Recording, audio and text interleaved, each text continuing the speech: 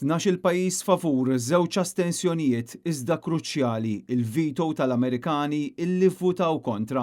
Those against? The result of the vote is as follows. 12 votes in favor, 1 vote against, 2 abstentions. The draft resolution has not been adopted owing to the negative vote of a permanent member of the Council. Dan kien ir-riżultat tal-voti li ttieħed il-ħamis mill-Kunsill tas-Sigurtà fil-kwartieri tan-Nazzjonijiet Uniti fi New York, vot illi kellu jisarraf f'abbozza biex titressaq riżoluzzjoni quddiem l-Assembleja Ġenerali tan-Nazzjonijiet Uniti ħalli l-Palestina tiġi rikonoxxuta bħala membru sħiħ ta' din l-istituzzjoni.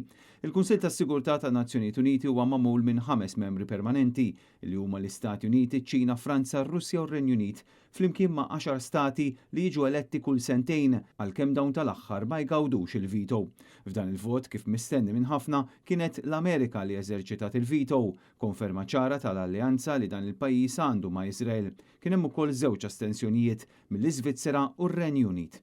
Id-dibattitu fil-Kunsill tas-Sigurtà taħt il-Presidenza tal-Ambaxxatriċi Maltija Vanessa Fraser kien wieħed imqanqal sew bl-Ambaxxatur Palestinjan jinsisti li l-poplu tiegħu mhux se jisparixxi filwaqt li Iżrael baqa' jakkuża lil Palestinjani li qed jiffinanzjaw it-terroristi. How can you say seriously that the Palestinians are peace-loving? How? The Palestinians are paying terrorists, paying them to slaughter us. We will not disappear. We love life, to live in freedom and dignity in our national homeland. L-applikazzjoni inizjali għas sħubija sħiħa tal-Palestina fin-Nazzjonijiet Uniti tmur lura għal 23 ta' Settembru tal-2011 u din is-sena fit-2 ta' April kienet resqet ittra mibgħuta lis-Segretarju Ġenerali tan-Nazzjonijiet Uniti Antonio Guterres b'applikazzjoni oħra mill-Istat Palestinjan.